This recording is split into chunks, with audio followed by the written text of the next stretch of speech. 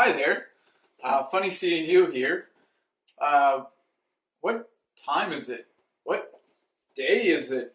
Oh, it must be time for communion. Well, it's good to see you here, and I do want to let you know that we're really hopeful that we will get to see people here in building do some in building services again. Even though we know that the church is not the building, and we can continue to worship God even in our homes and together this way. But we really hope we're waiting just for a few more restrictions to be lifted. So we'll get word out once we can start looking to do those and planning on those. So just stay tuned for that. But with that said, since you're here, why don't I tell you what's been on my mind the last little bit?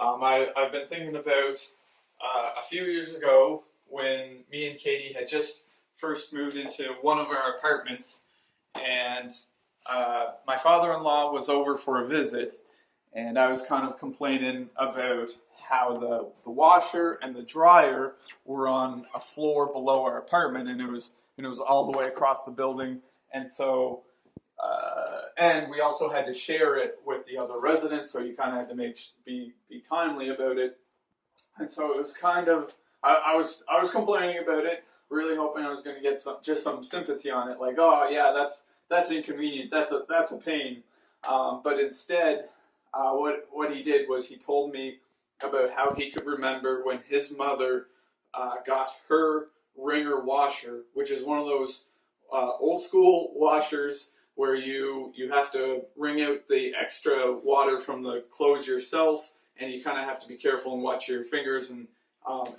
don't get them caught. And then you still have to throw it on the clothesline or dryer.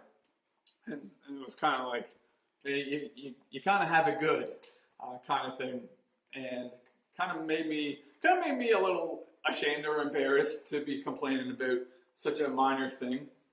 And I was also recently, I was listening to an interview that this guy was interviewing a sea captain and commercial fisherman. He'd been doing it for 55 years. He'd been doing it a long time, and he was doing it before cars or vehicles were really common, and he lived in a small village. So during the week, he just stayed at the fisherman's wharf and could only go home on the weekends.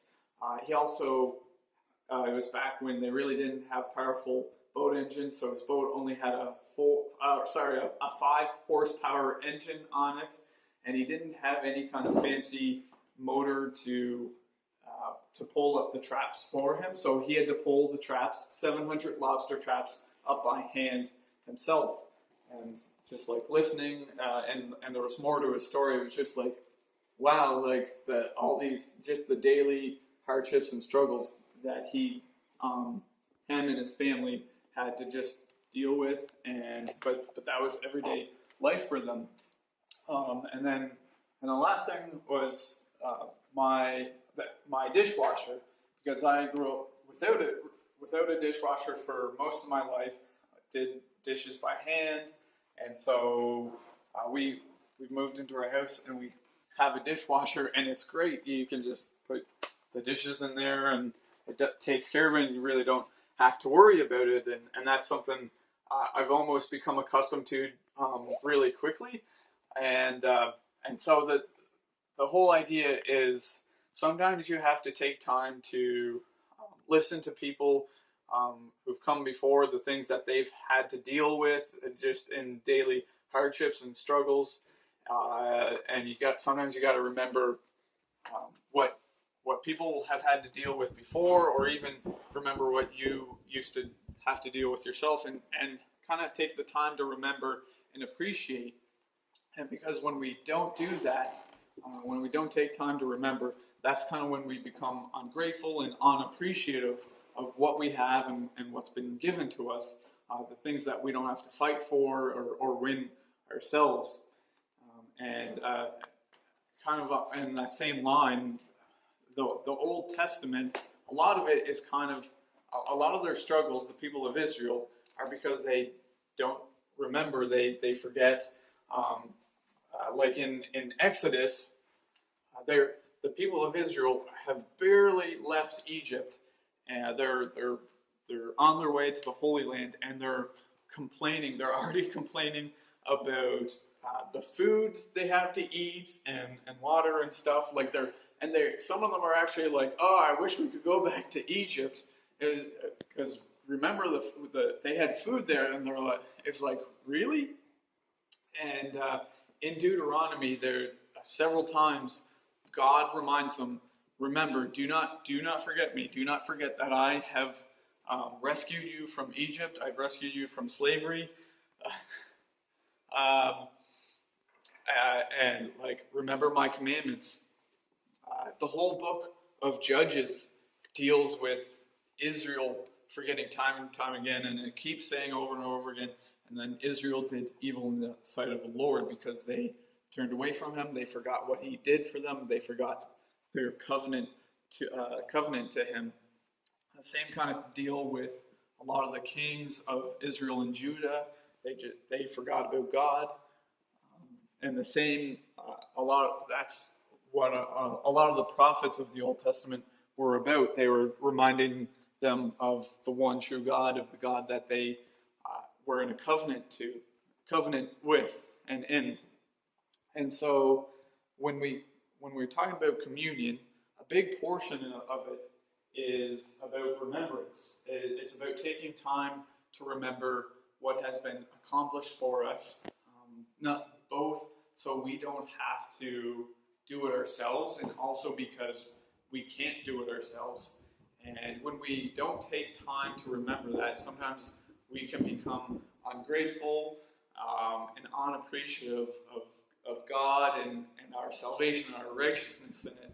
And so as we take the bread and cup, let's be sure to remind ourselves of what has been won for us, so that we don't have to be working for it ourselves day after day in our lifetime. It's already been won by Jesus on the cross. And so when we take the bread,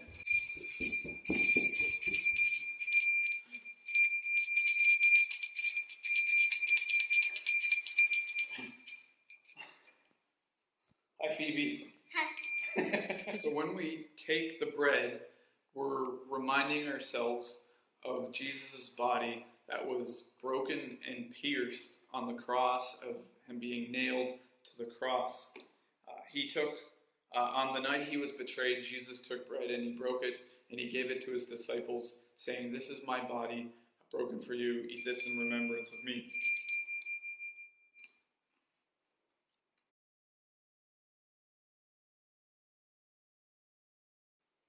After the meal, Jesus, He took the cup and He said, This is my blood, poured out for many for the forgiveness of sins. Drink this in remembrance of me."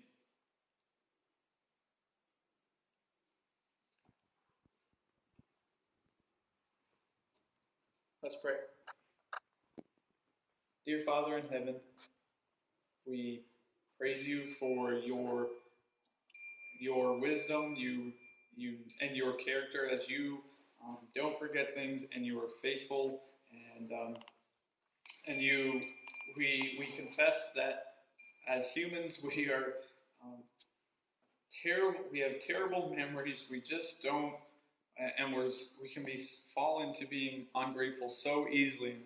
We are sorry for that. We're sorry for the times when we're ungrateful for what you have given to us in each of our lives personally, and what you have accomplished for us through Jesus on the cross. Thank you that He was willing to come down to earth. Thank you that He was willing to go to the cross. He was willing to endure the agony of the cross and be a perfect sacrifice, so that we could be with you in heaven. And please help us just to remember that every day, not just every week, but every day, in all decisions we make of our lives. May we reflect that.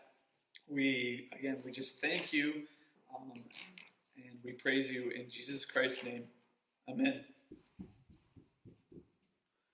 Well, guys, I thank you for dropping by, and I hope we'll see you again next time. Bye for now.